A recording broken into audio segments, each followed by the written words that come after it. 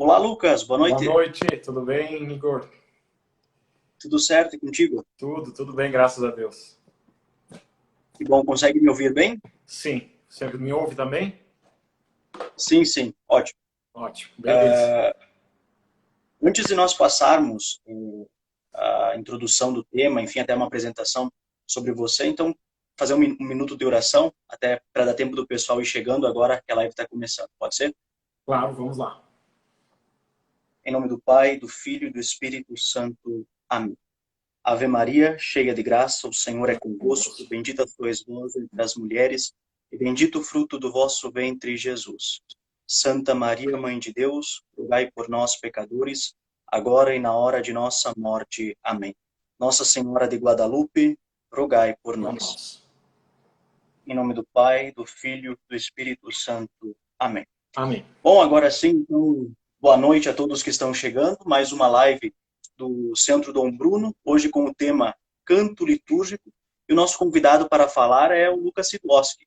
Lucas, ele é acadêmico de música, bacharelado em piano na UFSM, é regente do coral do Santuário Basílica Nossa Senhora Medianeira, em Santa Maria, aqui no Rio Grande do Sul, e também é diretor e fundador da Mediatrix Escola de Música Sacra. Boa noite, Lucas. Agora sim. Boa noite, Igor. Boa noite a todos que nos acompanham aqui pelo perfil do Centro Dom Bruno. Para mim é uma alegria muito grande em estar fazendo parte desses momentos de formação, tá, no centro. Eu tive a oportunidade, ainda quando era pequeno, quando eu comecei a cantar na missa, em cantar em algumas missas presididas pelo Dom Bruno. Então é uma alegria muito grande de ver essa homenagem para ele também, que tanto fez pela Diocese de Frederico, eu que sou natural de Frederico Westphalen, mas que hoje estou em Santa Maria. Para mim é uma alegria muito grande estar aqui com vocês. Certo. Aliás, quem assistiu dias atrás a retransmissão da missa da beatificação dos bem-aventurados Brunel e Atílio, o Lucas estava no teclado já lá, 2007, ano de 2007. Inclusive, Exatamente. Dom Bruno se fazia presente naquela celebração, né? Estou aí. Bom, antes de nós iniciarmos as questões mais específicas sobre o tema, eu gostaria que você explanasse de forma mais geral, até de certa forma, definisse o que é canto litúrgico. E até para dar um embalo nessa sua fala inicial, tem algumas perguntas que nos chegaram há pouco. Por exemplo, canto litúrgico é música sacra? Eu acho que isso vai ajudar, de certa forma, a definir, então, o que é canto litúrgico. Por Uhum. favor, Lucas. Claro. Muito bem. Então, gente, eu acho que a gente começando assim, eu acho que muito bom começar definindo, né, muito claramente o que é o canto litúrgico mesmo. Então, assim, existem diferentes nomenclaturas, muitas vezes, que fica confundindo, que confunde a gente. Por exemplo, às vezes os documentos da igreja falam música sacra como uma coisa, mas na história da música se refere à música sacra como outra coisa diferente. Então acaba dando essa pequena confusão que a gente não sabe direito o que é música sacra, o que é canto litúrgico, o que é isso. Então, geralmente nos documentos da igreja, quando a igreja se refere à música sacra, ela está falando da própria música litúrgica, do canto litúrgico. Então seria praticamente como sinônimos. Mas, por exemplo, se a gente for falar em história da música, a gente fala também, eu costumo fazer uma relação ao seguinte: música sacra é um grande círculo, como se fosse um grande círculo, que dentro dela nós temos outros dois pequenos círculos, que é a música religiosa e a música litúrgica, sabe? Então a música religiosa é essa música espiritual que é muito utilizada para orações, para eventos, para shows e tudo isso. É uma música que fala de Deus, é uma música que fala de espiritualidade, mas que ela não é própria para ser usada dentro da liturgia da missa. E daí nós temos o canto litúrgico em si, que é assim, próprio para ser utilizado dentro da liturgia, dentro da celebração da missa. E a música sacra é o que envolve tudo isso, que daí envolve também a música sacra instrumental, envolve a música sacra também, por exemplo, Johann Sebastian Bach, que compôs muita música sacra, mas que é protestante. Então, envolve toda essa área, a música sacra. Então, depende muito de que área da estudo da música a gente está falando para conseguir definir. Então a gente tem que definir uma forma que a gente vai conversar aqui. Então eu pretendo seguir mais ou menos essa ideia, mas sabendo que nos documentos da igreja, quando a igreja está falando em música sacra, ela já está se referindo propriamente à música utilizada na Santa Missa, utilizada no canto litúrgico em si. Certo. ali, então, você fez essa diferenciação, né? Temos a música litúrgica, temos a música religiosa, né? Mas me parece que a gente vê muita confusão nisso hoje, né? E, aliás, tem muitas perguntas que o pessoal faz justamente com relação a isso. Bom, se permite na Santa Missa cantos de músicas seculares, por exemplo, músicas protestantes. Tem essa confusão, pelo que você está dizendo, do que é o canto litúrgico e do que é o canto religioso. Então, aqui se deve, talvez, essa confusão, e o que é permitido, então, ser cantado dentro da celebração, dentro da Santa Missa. Muito bem. Eu acho que, para responder tudo isso, e eu quero deixar claro aqui que eu não estou, em nenhum momento eu vou dar a minha opinião sobre o assunto, e simplesmente utilizar aquilo que a igreja nos ensina, através dos documentos da igreja, né? Então é isso que eu me baseio para estudar e para responder qualquer coisa. Eu nunca digo assim, não, eu acho que é isso ou eu acho que é aquilo. Tá? Então é sempre bom deixar isso claro, porque às vezes, não, mas isso é a tua opinião. Não, eu estou pegando diretamente o que os documentos da igreja estão falando. Então, para a gente falar o que é, por exemplo, o Concílio Vaticano II, o que ele fala sobre a música sacra? Ele fala no canto gregoriano como canto próprio da liturgia romana e que se deve dar preferência sobre todos os outros. Sobre o canto popular religioso, por exemplo. O que seria o canto popular religioso? É esse canto que é composto, por exemplo, no Brasil a gente tem a irmã Miriam Collin, por exemplo, que fez inúmeras composições, que não é num estilo gregoriano, mas que é um canto popular religioso e que pode ser usado. O concílio deixa bem claro no documento que pode ser utilizado na Santa Missa. Então, assim, o que o concílio diz? Utiliza-se, em primeiro lugar, o canto gregoriano. Tá? Depois, se a gente não pode utilizar o canto gregoriano, a gente pode se utilizar da polifonia sacra. O que seria a polifonia sacra? A gente tem aí inúmeros exemplos, por exemplo, de Palestrina. A polifonia sacra é aquele canto que é cantado a várias vozes. Muitas vezes elas não estão soando juntas ao mesmo tempo. Então, é texto com imitações e com repetições, sabe? Então, que o coral precisa estar muito preparado para realizar, ou o grupo que for executar. Ou, se ainda a gente não realiza a polifonia, a gente pode utilizar o canto popular religioso, que é esse canto que é mais utilizado no Brasil, diríamos assim. Agora, entrando justamente na música secular, né, diretamente nessa pergunta, é só da gente falar isso, a gente já fica claro que a gente não pode utilizar da música secular, a música que é própria para shows, que é própria para outros momentos, para ser utilizada. A gente não pode utilizar ela dentro da liturgia. Porque dentro da liturgia a gente tem uma característica específica que precisa ser respeitada.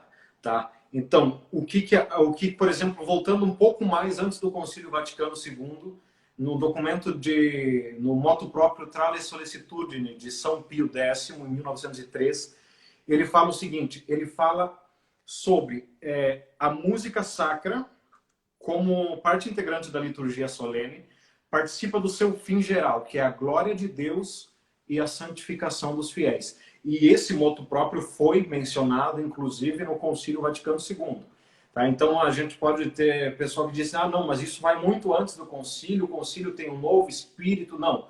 O próprio Concílio Vaticano II, no capítulo 6 do documento Sacrosanctum Concilium, ele fala justamente, menciona esse documento, esse motu próprio de São Pio X.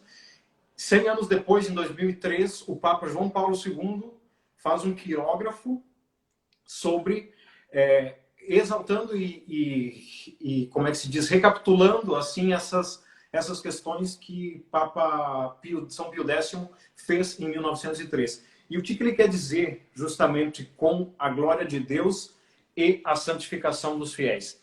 Em primeiro lugar, quando ele fala em a glória de Deus, a gente se pergunta, a primeira coisa é o seguinte: por que a gente canta na Santa Missa? Né? Por que a gente utiliza a música? Existem tantas artes, né, se a gente for ver, e por que a gente utiliza a música na Santa Missa e não utiliza algumas outras artes, enfim? Mas por que a música ela é parte integrante? Porque quando São Pio X diz que a música é parte integrante da liturgia, fica muito claro que a música não é mais um fundo musical que acontece enquanto a Assembleia está fazendo outra coisa, ela não acontece simplesmente para preencher um espaço vazio de tempo, não. Ela faz parte do rito. E para ela fazer parte do rito, ela tem que seguir alguns critérios. Então, para ela ser parte integrante, então ela precisa glorificar a Deus. E como que essa música glorifica a Deus? Aqui eu utilizo também de um trecho que o Papa Bento XVI escreve nesse livro, Introdução ao Espírito da Liturgia, que ele fala o seguinte, no capítulo 2, sobre música e liturgia. Ele vai lá atrás, no Antigo Testamento, numa das primeiras passagens que se fala sobre música na Bíblia, no Antigo Testamento, que é justamente no livro do Êxodo, que é a passagem do povo de Israel a pé enxuto no Mar Vermelho. E o que acontece nesse trecho, para quem lembra na Vigília Pascal, no Sábado Santo, essa é a terceira leitura e o terceiro salmo que a gente utiliza. Vem todo um relato durante a leitura que fala sobre a passagem do povo de Israel. Então ela vai relatando tudo o que aconteceu, que Moisés ergueu o cajado, enfim, abriu o Mar Vermelho, o povo passou, os faraós foram atrás, e depois que o povo terminou de passar, o mar voltou e afogou todos eles. Essa é o que é a história que é contada muito resumidamente assim. E o que acontece no final dessa leitura? Está muito claro lá na leitura, ela termina assim: e o povo de Israel cantou a Deus este cântico. 2 pontos, e começa o Salmo. O que o Salmo conta? O que o Salmo fala? O Salmo fala exatamente as mesmas coisas que foram faladas anteriormente no relato. Então ele fala, na melodia dos monges, é mais ou menos assim, dos monges de Ponta Grossa, no Paraná, é mais ou menos assim: ao faraó e seus carros arremessou-os no mar.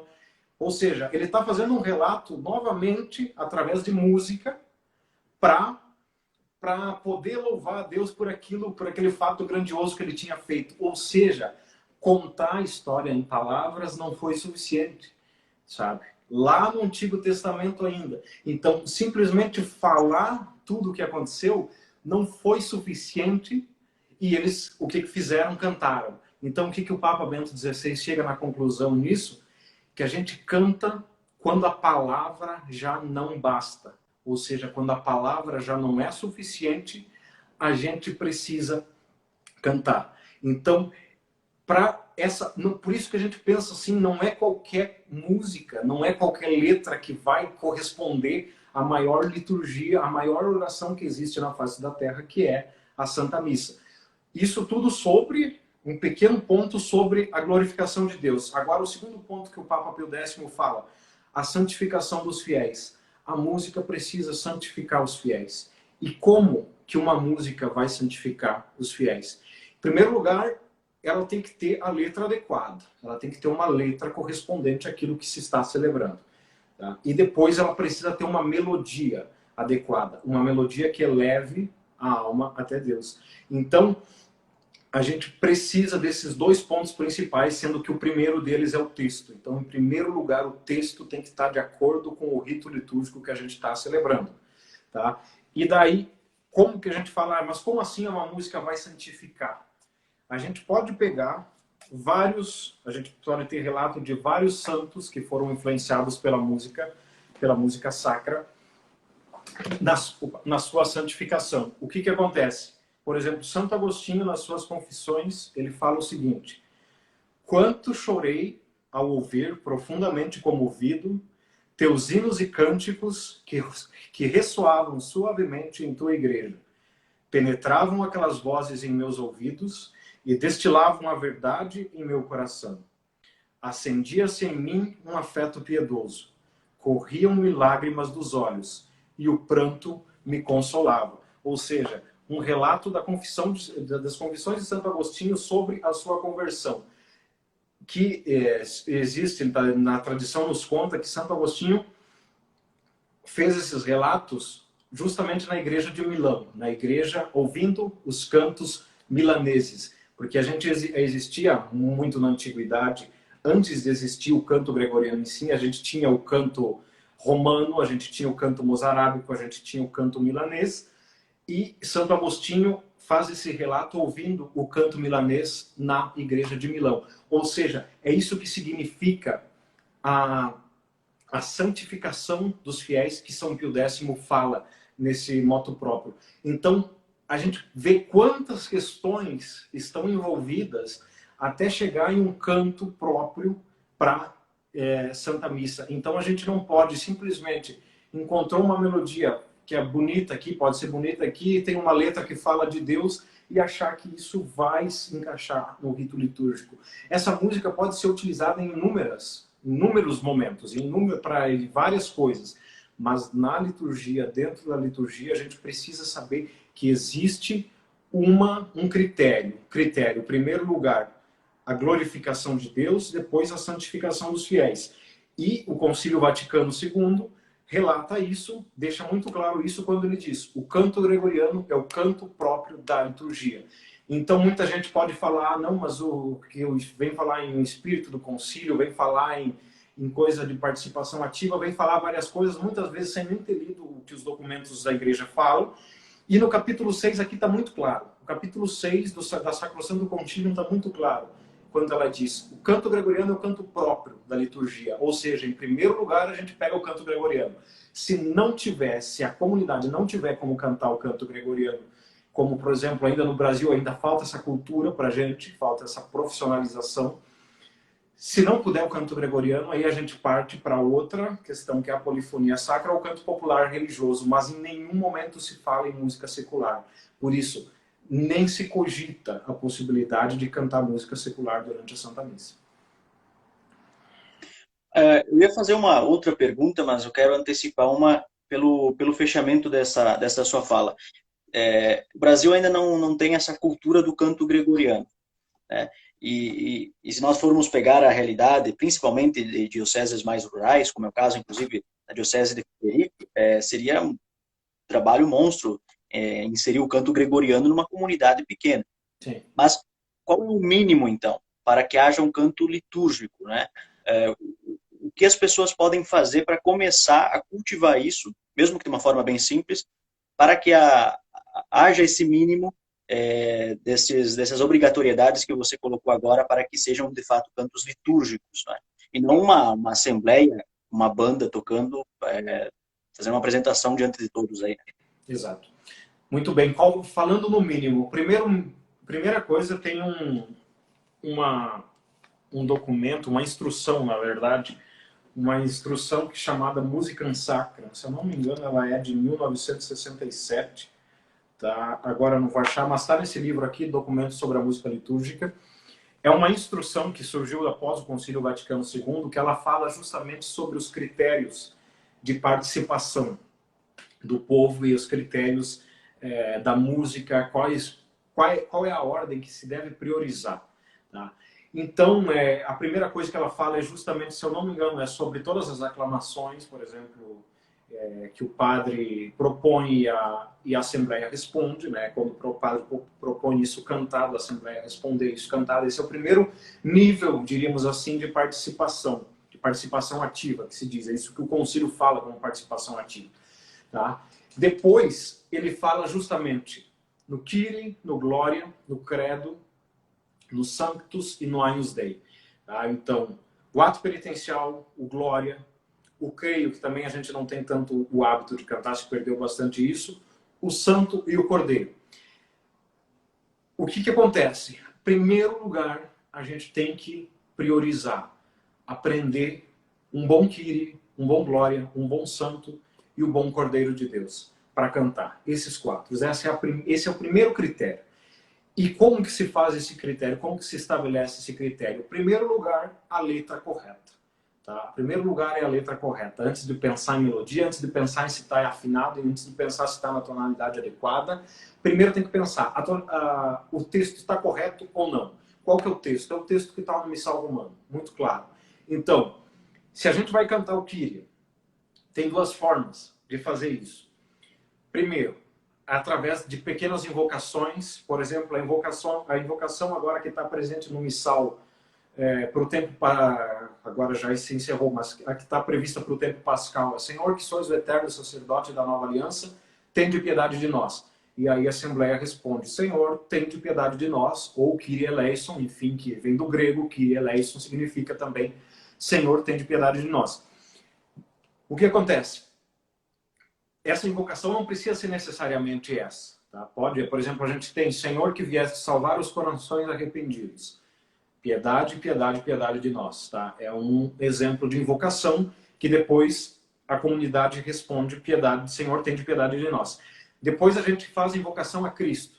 Cristo que vieste chamar os corações, os pecadores humilhados. Cristo tende piedade de nós. E depois, novamente, Senhor, que intercedei por nós junto a Deus Pai. Eu estou pegando um canto que é muito conhecido aqui, porque todo mundo, enfim, fica mais fácil de explicar. E volta de novo: Senhor, tende piedade de nós. Então essa é a primeira forma de fazer esta a fórmula correta de cantar o Kyrie. Depois a segunda é rezando o confesso a Deus Todo-Poderoso. O padre propõe o confesso. Se canta o confesso, o presidente da celebração conclui: Senhor, enfim, tem piedade, e faz a conclusão do ato penitencial. Deus Todo-Poderoso, eu já me fugi, Deus Poderoso, tenha compaixão de nós. Enfim, toda essa invocação, e daí a gente responde amém, e daí se canta Senhor, tende piedade de nós, proposto primeiro por um solista e depois responde pelo povo. Cristo, tende piedade de nós, e assim, Senhor, Cristo, Senhor, e aí não é necessário fazer aquelas invocações que eu falei antes, porque já se fez o pedido de perdão através do confesso a Deus Todo-Poderoso. Ok, fazendo dessa segunda forma, já se entra diretamente no Glória, porque já foi feita a conclusão. E o Glória precisa, sim, ser a melodia completa. A melodia não, a letra completa. A letra precisa ser completa. E qual que é a letra completa? A letra que está no Missal Romano. Só existe uma e é só aquela. Não tem uma versão curta, não tem uma versão abreviada, não tem uma versão só com 3 estrofes, Pai, Filho, Espírito Santo e deu, tá bom? Não, não existe. Precisa ser o Glória completo, com toda a letra completa. E aí, a partir disso, se canta muitas vezes, até o pessoal vai me pedir: de que maneira a gente pode fazer o Glória ser mais curto? A única forma que existe é, por exemplo, quando o Glória tem o refrão que ele faz parte de um momento específico, por exemplo, Glória a Deus lá nos céus e paz aos seus amém. Esse refrão pode ser cantado, por exemplo, a cada 2 estrofes, ou se canta todas as estrofes e se canta o refrão 1 ou 2 vezes.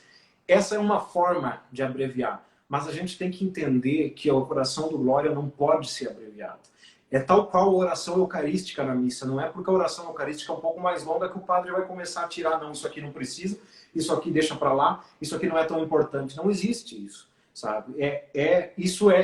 A questão é que vem uma tradição de mais de 10 séculos já que o Glória está estabelecido. Se eu não me engano, foi no século IX que todos os textos da Santa Missa já estavam estabelecidos. Então não tem como a gente chegar agora no século XXI e querer fazer, vamos então diminuir um pouquinho o tamanho do Glória porque ele é muito comprido. Não, gente, a gente precisa entender que o hino do Glória é esse texto e ele precisa ser cantado dessa forma. Tá? Esse é o segundo ponto. Obviamente, na Quaresma, no tempo do Advento, não se canta o Glória, né? E depois disso, então, a gente vem com o Santo. O Santo é exatamente a mesma coisa. É aquela letra que está no Missal. E o Cordeiro de Deus também. Então, esses são mais fixos. A gente canta. E se não tem um santo adequado, reza. Pede para o padre. Não é o melhor, sabe? Não é o melhor. O melhor é sempre ser cantado. Tanto o santo quanto o Cordeiro de Deus. Mas, por nível de prioridade, os documentos, não lembro exatamente agora se é na instrução geral do Missal Romano ou se é nessa instrução Musica Sacra, que os documentos falam: primeira opção, o santo, depois o cordeiro. Então, se tiver que optar por algum, opta pelo santo. Tá? Mas o ideal é que esses 4 sejam sempre cantados. Tá? Isso em primeiro lugar. Depois de tudo isso, a gente entra na questão da melodia. Qual é a melodia adequada? Então, em primeiro lugar, uma melodia que em vários documentos também fala que favoreça a oração dos fiéis. Tá?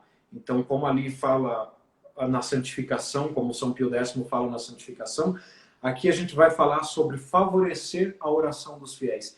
Então, a gente pode se perguntar, não sei quem participa de movimentos aqui, quem participa, enfim, de retiros, ou assiste na adorações na TV, a gente pode se perguntar qual música a gente consegue rezar melhor. É uma pergunta bem simples. Quando a gente, por exemplo, está numa vivência dentro do movimento, num retiro, a gente coloca uma música, sei lá, dentro de uma capela de retiro, fazendo com uma banda tocando, num momento que é para reflexão, que é para oração, que é para favorecer a oração das pessoas, ou se a gente vai colocar uma música num CD, que música a gente escolhe? A gente escolhe uma música mais que favoreça aquele ambiente, ou a gente escolhe qualquer música assim e tanto faz se vai favorecer a oração ou não? Sabe? Essa pergunta que eu faço porque se para esses momentos de vivência a gente se preocupa tanto em favorecer a oração das pessoas que estão fazendo o retiro ou que estão rezando, por que que na missa, que é a maior oração, a gente sabe que ela é maior, por mais simples, entre aspas, que seja a missa, por menos gente que tenha a missa, ela é maior do que qualquer vivência que a gente possa preparar com todos os recursos possíveis. Ela é maior do que isso. E por que que com a missa a gente não se preocupa tanto quanto como uma vivência que a gente se preocupa lá no nosso movimento? Sabe, no nosso movimento, eu estou falando no geral, no ensino, no retiro, ou para a gente rezar em casa mesmo, a gente pode fazer essa associação. Então aí fica essa pergunta. Por que que a melodia é tão bem escolhida para um lugar e o outro que merece muito mais atenção não é tão, não tem tanta atenção? Então é esse o questionamento que eu faço. Daí eu digo assim, mas então qual é o critério? Todas as músicas têm que ser calmas, tranquilas? Aí a gente tem que pensar no seguinte, em primeiro lugar, se a gente aqui na nossa realidade, como você falou, na realidade do Brasil, de como a gente pode começar, né, pelo fazer o melhor, o mínimo, em primeiro lugar, que o Kyrie seja uma melodia que favoreça a um ato penitencial. Eu sempre falo isso muito para o meu coral. A gente não pode cantar o Kyrie como quanto o Glória. Não é a mesma técnica, não é a mesma forma. Por exemplo, se a gente vai começar... Kyrie... cantar desse jeito, não vai favorecer as pessoas a pedirem perdão das suas faltas. Então a gente tem que pensar...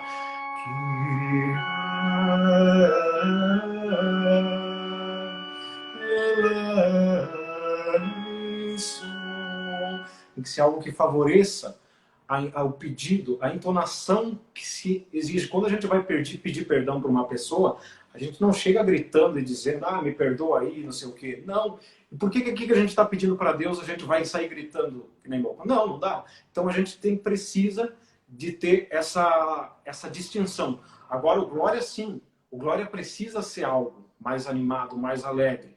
Tá? Então a gente precisa ter essa entonação um pouco, glória a Deus nos altos céus e paz na terra aos homens por ele amados. Então precisa ser um pouco mais. O santo é a mesma coisa. Santo, santo, santo Senhor, Deus do universo, o céu e a terra proclamam a vossa glória, usando nas alturas. Então não pode ser algo assim totalmente contrito como foi o Kyrie.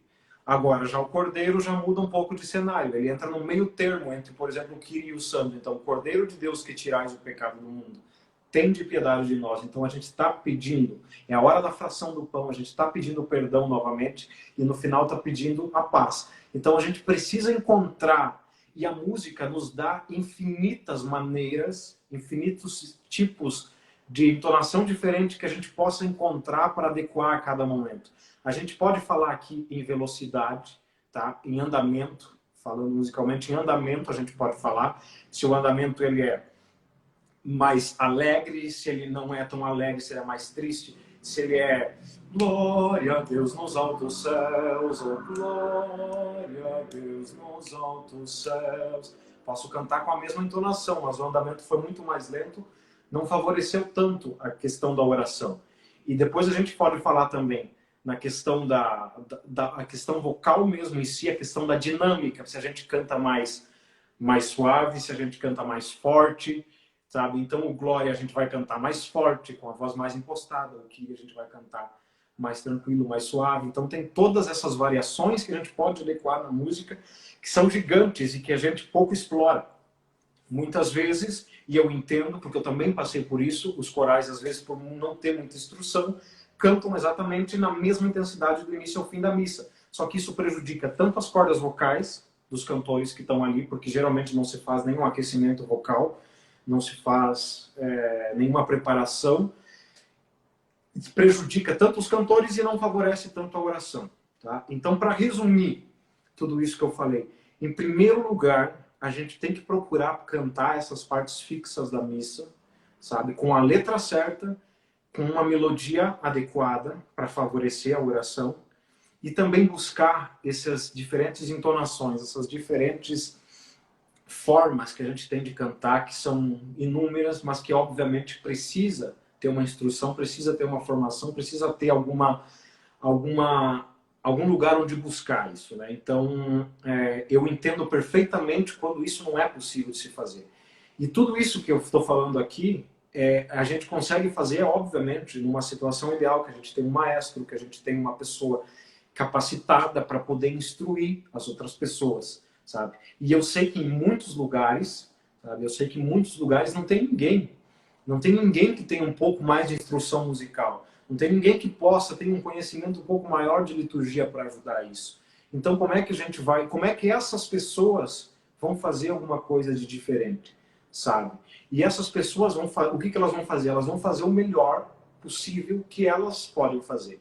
O problema é quando a gente tem, hoje, com todo mundo com acesso à internet, com todas essas questões, quando a gente tem onde buscar, quando a gente tem a forma de buscar essas coisas, e a gente não vai vai atrás e fica sempre cantando a mesma coisa, e os mesmos cantos, independente se é quaresma, se é Natal, se é Páscoa, muita gente às vezes canta o mesmo. Agora, por exemplo, essas 4 partes fixas que eu falei, o Kyrie, Glória, o Santo e o Cordeiro, não tem problema nenhum, a gente aprendeu um, e se for necessário, canta o ano inteiro esses. E vai alterando os outros cantos, altera o canto de entrada, altera o canto de preparação das oferendas, altera a antífona de comunhão, que daí também já é outra discussão. Mas esses, aprendeu uma melodia de cada, canta o ano inteiro sem problema nenhum, conseguiu a cifra daquela, canta aquela, todo mundo vai aprender, todo mundo vai cantar junto, até depois aos poucos, agora a gente vai aprender um novo Glória, vamos se dedicar para aprender um novo Glória, daí a gente troca o Glória. Depois, o que vamos aprender outro agora. Então, aos poucos vai se criando um repertório maior. Então, não tem a necessidade, por exemplo, eu sei que tem gente que canta todo domingo na missa. Não tem, desculpa, não tem o porquê a gente trocar de canto 100% todo domingo, sabe? Primeiro a gente estabelece, esses cantos aqui são litúrgicos e a gente precisa cantar dessa maneira. Beleza.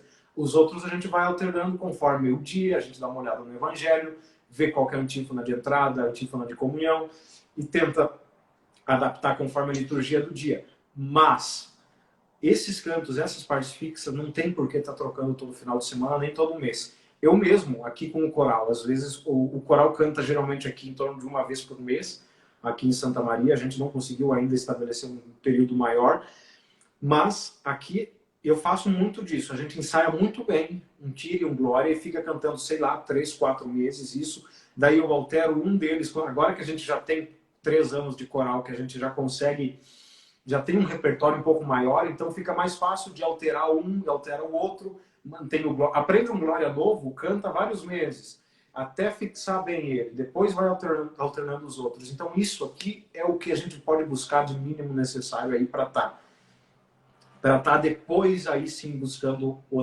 a se aperfeiçoar nisso. Lucas, dentro desses cantos, não é? Tem várias perguntas com relação aos instrumentos mais adequados. Inclusive sobre a música sacra. Tem uma pergunta: só o órgão pode acompanhar a música sacra? E aí eu gostaria de fazer mais uma pergunta, respondo primeiro essa, independente da ordem. Citaste, então, 4 partes fixas da missa que podem ser cantadas ou rezadas, enfim. E aí a pergunta: e o abraço da paz? Tem canto para o abraço da paz? Qual seria? Então, são esses 2 questionamentos. Muito bem. Começando então pelo abraço da paz, eu acho que assim, não tem canto. E para falar sobre isso, na verdade, a gente pode pegar A instrução geral do missal romano, deixa eu ver onde diz aqui, nas partes da missa, no rito da paz, está aqui, instrução geral do missal romano, ele fala, ele dá toda a descrição, tá? Esse aqui é a instrução já com a terceira edição do missal romano, que ela ainda nem foi traduzida para o português, o missal ainda não foi traduzido para o português, está sendo traduzido, mas essa instrução já é atualizada com o missal atual. Então, aqui se fala várias coisas, tá? Convém, por exemplo, no entanto, que cada qual expresse a paz de maneira sóbria apenas aos que lhe estão mais próximos. Esse é um dos parágrafos aqui de vários que tem falando sobre o abraço da paz. E não, em nenhum momento fala em canto, então a liturgia não prevê nenhum canto para esse momento. E outra coisa, quando a gente tem essa dúvida, a gente pode muito bem, vamos assistir, por exemplo, a missa do Vaticano. Ela é missa modelo para todo mundo. Essa é a missa que é modelo, sabe? Não é a missa da TV, não é a missa da rádio, não é a missa do fulaninho ali que está fazendo a transmissão ao vivo, não é. A missa que a gente tem que se basear é a missa do Vaticano. E lá não se tem canto. Então, no máximo, quando se deseja a paz, se entra logo depois, já se entra direto no Agnus Dei, no Cordeiro de Deus. Então, assim, não se tem canto de abraço da paz. Não precisa, não tem o porquê ser cantado, tá? Então, não tem... O que eu digo, geralmente? Se preocupa com os outros cantos. Tem tantos outros cantos para a gente aprender, para a gente se aperfeiçoar, e deixa esse. Não se preocupa com esse, não canta, porque não tem a necessidade, tá? Sobre os instrumentos, o que diz os documentos? A Sacrosanctum Concilium, um documento sobre liturgia, que eu já falei antes, que fala da liturgia, no capítulo 6 ela fala, aqui tem um parágrafo que ela fala sobre os instrumentos musicais, ela diz o seguinte: tenha-se grande apreço na Igreja Latina o órgão de tubos, instrumento musical tradicional, e cujo som é capaz de trazer às cerimônias do culto um esplendor extraordinário e elevar poderosamente o espírito para Deus e as realidades supremas. Em primeiro lugar, o que é o órgão de tubos? Tá. Existe muita confusão. O que é teclado, o que é piano, o que é órgão, o que é órgão de tubos, o que é órgão eletrônico, o que é piano acústico, o que é piano eletrônico. Então, assim, vamos definir só agora o essencial aqui. O órgão de tubos, ele é um instrumento muito antigo, um dos instrumentos mais antigos da história da música. De que maneira ele funciona? Ele possui diversas flautas, que são esses tubos, chamado órgão de tubos por isso, que são essas flautas em que um motor manda o ar para essas flautas e o organista, quando aciona alguma das teclas, cada tecla tem uma flauta correspondente. Então, quando é acionada uma tecla, aquela flauta abre, passa o ar e libera o som daquela flauta específica. Isso é o órgão de tubos, explicando de uma maneira aqui muito simples. Órgão eletrônico. O órgão eletrônico, ele é aquele que ele é gravado, esses sons originais do órgão de tubos. Então, a tecnologia, o avanço da tecnologia, permitiu que se gravasse esses sons e fosse compactado numa memória interna no órgão eletrônico. Então, por exemplo, o órgão da Catedral de Frederico Westphalen, ele é um órgão eletrônico. Os tubos são gravados, eles são sampleados dentro do órgão e são ali diversos registros, diversas combinações que foram gravadas de um órgão de tubos, tá? O órgão da Catedral de Santa Maria também. Um órgão portátil que a gente comprou agora também para a Basílica da Medianeira, também é um órgão eletrônico, tá? Então, todos esses são órgãos eletrônicos. O mais próximo aqui que a gente tem órgão de tubos, por exemplo, é na Ubra, em Porto Alegre, a gente tem órgão de tubos. Grandes catedrais do Brasil têm, como a Catedral de Campinas tem órgão, enfim, vários outros lugares. E assim, o piano é uma coisa totalmente diferente, que daí as teclas, a configuração das teclas são a mesma, mas o som é totalmente outro. Então a gente só procurar aí aqui a gente tem o som de órgão e aqui a gente tem o som de piano.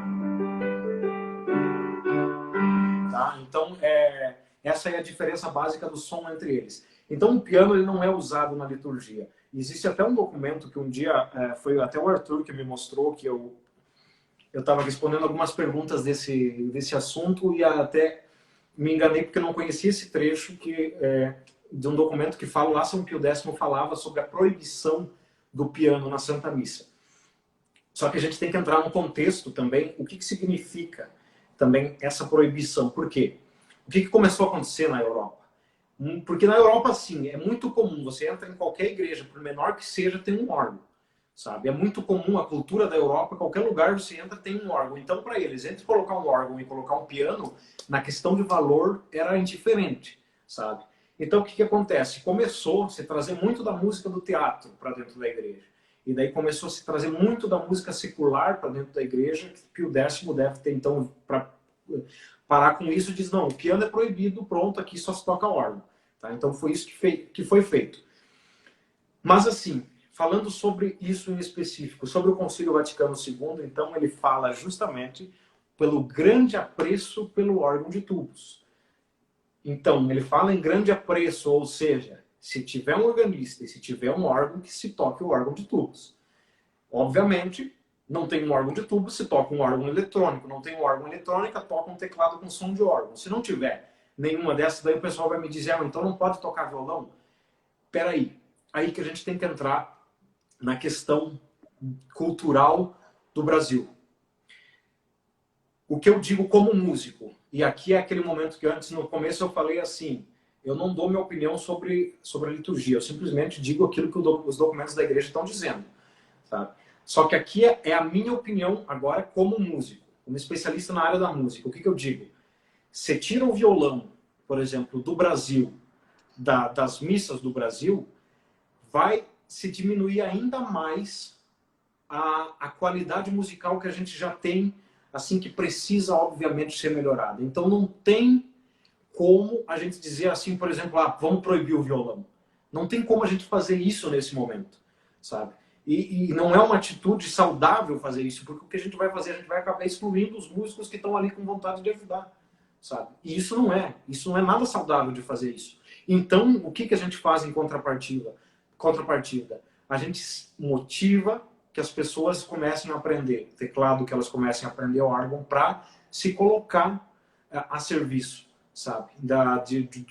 Como organistas, como o órgão é um instrumento excepcional, que não tem quem não veja e não admire quem toca. Só que geralmente, o que entra aqui também?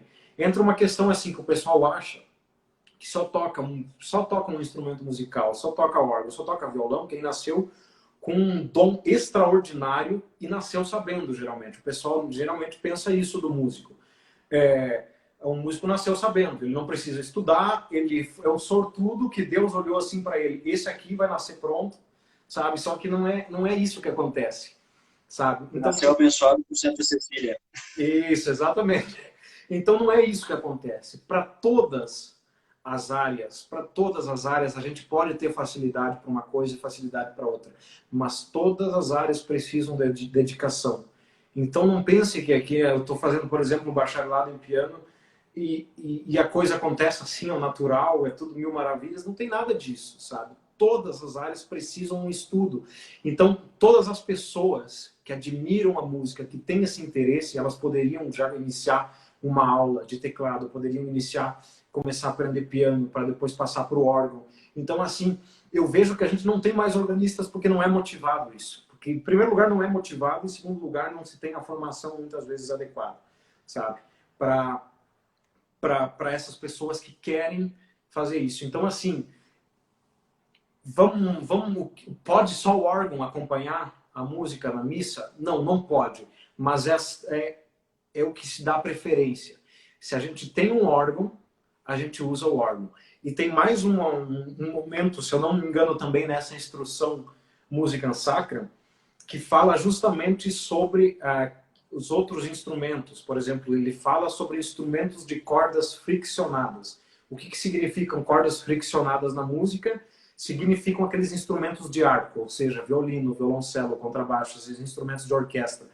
Por terem a capacidade de quem está tocando, o músico que está tocando, favorece muito uma interpretação também, favorece muito a oração. Por isso que se fala nessa instrução, se eu não me engano, é na instrução Musicam Sacra que se fala isso, que que esses instrumentos são também, assim como o órgão, que favorecem muito a oração, sabe? Então, eles nunca sobrepõem ao órgão. A gente nunca vai deixar de colocar o órgão para colocar os instrumentos de cordas, mas eles podem atuar juntos. Aqui, por exemplo, na Romaria da Medianeira ou em outras grandes solenidades daqui da Arquidiocese de Santa Maria, eu sempre tenho algumas instrumentistas que são excelentes instrumentistas, a Giana, a Isabela, que elas ajudam, elas tocam violoncelo e violino, tá? Junto ao órgão também, a Carol, que também faz música, que ajuda muito também nesse sentido, a acompanhar o coral. Então elas não participam do coral, mas eu chamo justamente nesses momentos para se agregar nesses momentos, porque são instrumentos que se complementam, são instrumentos que ajudam, que favorecem a oração. Então, é isso que precisa, é esse critério que a gente precisa. E assim, sendo bem direto e bem claro, tem instrumentos que não favorecem a oração e não adianta. Qualquer instrumento de percussão, ele não serve para ser utilizado na Santa Missa. E não é nada contra um instrumento, não é nada contra um músico. Eu só acho que cada instrumento tem o seu devido lugar, sabe? E não é uma questão de exclusão. É uma questão de que na liturgia se tem regras e isso precisa ser seguido para que isso se favoreça a oração das pessoas. Então, assim, colocar uma bateria, tocar junto na missa, não é uma coisa adequada que vá favorecer a oração. Colocar outra percussão, colocar uma guitarra com distorção, colocar esses outros instrumentos, não é algo que favoreça. Então, assim, como eu disse, não é nada contra o instrumento, não é nada contra o músico em si. Eu acho que esse músico tem condições de ajudar de diversas outras maneiras, só que aquele instrumento ele tem que saber, não, o meu instrumento eu gosto muito dele, mas ele não serve para a Santa Missa. Então eu vou usar ele no retiro, vou usar em outras coisas, vou usar em outras atividades, o que não tem problema nenhum. Agora, a Santa Missa, ela precisa glorificar Deus, santificar os fiéis.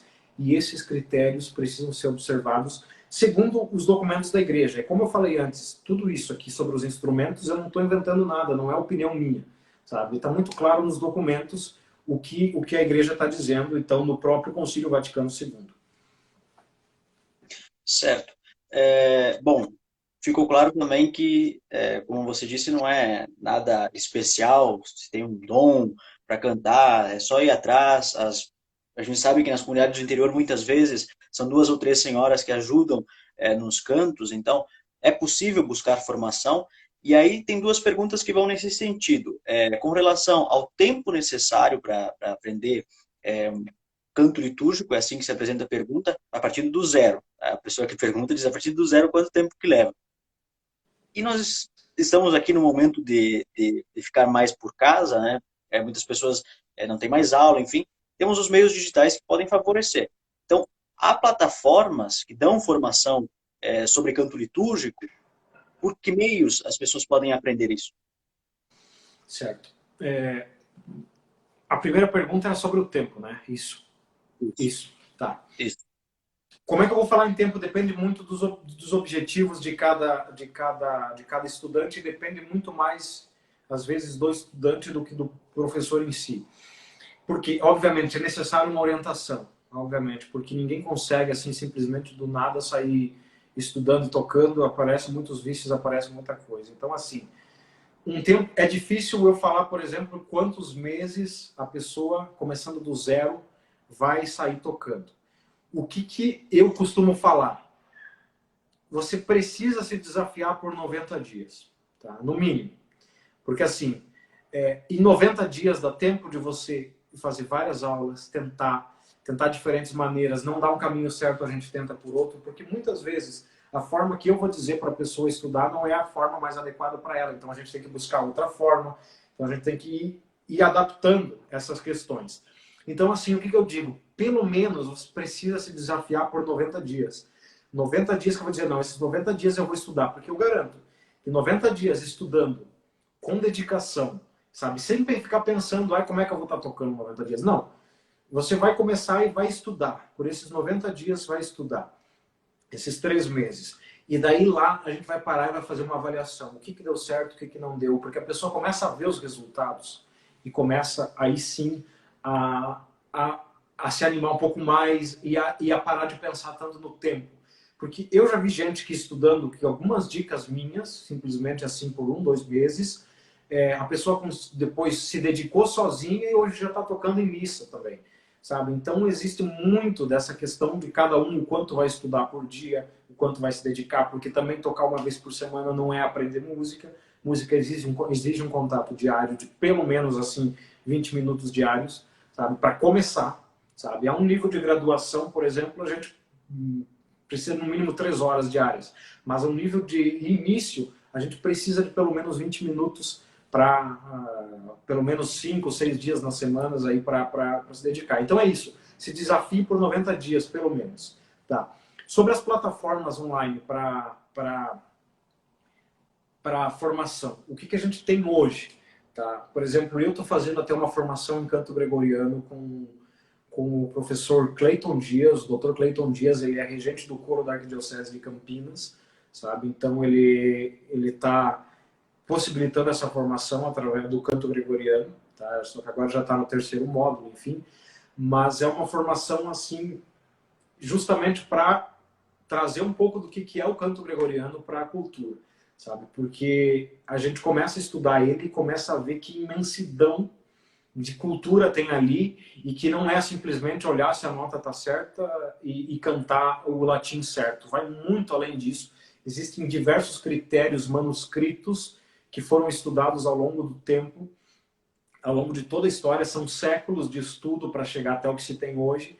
Então é muita coisa para começar.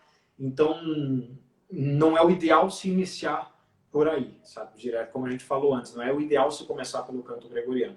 Existem outras plataformas até, por exemplo, o Música Litúrgica Online, que já surgiu há mais de um ano, que também vem fazendo um trabalho mais de ensinar o repertório, sabe? Ensinar o repertório, também tem curso de teclado, eles também ensinam online. E também, o que eu fiz também agora é inspirado justamente no Centro de Estudos de Liturgia e Música Sacra de Campinas, foi criar aqui em Santa Maria uma escola de música sacra, né, que é, como eu mandei aí para vocês, a Mediatrix Escola de Música Sacra, que justamente faz alusão à medianeira, que é a padroeira do Estado, que atrai, enfim, quase 500 mil pessoas na Romaria anual aqui para Santa Maria. Então a gente buscou algo que identificasse também Santa Maria nessa escola. E a gente está iniciando agora, obviamente por causa da pandemia, a gente não teve como iniciar os cursos presenciais, porque, enfim, por toda essa questão. Mas qual que é a ideia da escola? De trazer uma formação completa para o músico. Uma formação musical, uma formação litúrgica. Porque não tem como um músico simplesmente entender de música e não entender de liturgia, porque ele precisa das duas coisas para poder atuar. Então a gente vai trazer um curso específico, que é uma formação litúrgico-musical, que vai justamente trabalhar 2 horas de aula por semana, que vai trabalhar essas questões. Tanto a questão teórica musical, aprender a ler partitura mesmo, a gente precisa disso, a gente precisa levar essa compreensão musical, e também a parte litúrgica, de entender as partes da missa, o que se canta, o que não se canta, e fazer todo um estudo aí nos documentos, direto nos documentos da igreja. Tem a ideia de se fazer algo online ainda. Eu estou tentando, agora com toda essa questão, não era o plano inicial, mas com toda essa questão a gente está, talvez, migrando para alguma forma para poder começar mesmo assim esse ano, porque a gente não sabe como vão as coisas aí durante esse ano, então a gente precisa começar essa formação. Então, talvez aí no próximo mês a gente vá trazer algumas novidades. A gente está estudando de que maneira trazer isso nesse momento. Tá? Então, mas são essas plataformas. Por exemplo, no site da escola, que está na minha bio do Instagram, tem o site lá, Escola Mediatrix, tem uma seção partituras, que são todas as partituras que eu editei, sabe? Que tem a partitura e a cifra, sabe? São partituras que eu editei, porque uma das dificuldades justamente é encontrar partituras com boas edições online, sabe? Então, e com cifras. Então, o que eu fiz? Eu mesmo editei partituras totalmente novas, que tem muito claro o texto, muito claro as notas, muito clara a cifra, para facilitar a leitura do músico. Então, lá no site está lá para baixar gratuitamente, lá tem diversas partituras, e sempre que for surgindo uma partitura, aquelas são partituras que eu uso como coral aqui em Santa Maria, e sempre que for surgindo, que eu for editando novas partituras, eu vou estar colocando lá. Então, são esses alguns das iniciativas que se tem online, Mas toda essa escola que eu estou criando se deve muito a uma ideia muito inspirada no Centro de Estudo de Liturgia e Música Sacra da Arquidiocese de Campinas, que foi o regente do coro de Campinas, professor Clayton, que iniciou lá em Campinas, e eu tive lá em fevereiro justamente para conhecer essa estrutura, conhecer como é feito o trabalho. Eu tive várias conversas com ele para a gente estabelecer de que maneira ia realizar o trabalho aqui em Santa Maria, e ele está me dando todo o apoio.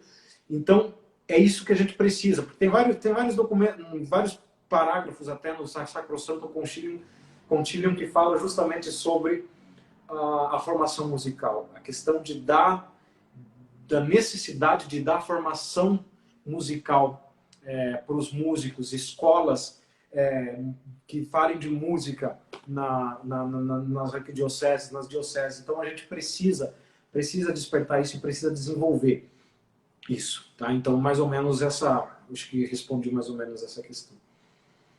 Certo. A Mayara já está me avisando que o tempo está se esgotando e a gente não pode perder a live para depois, inclusive, disponibilizar de novo para o pessoal. Tem gente aqui pedindo para que essa live fique disponibilizada.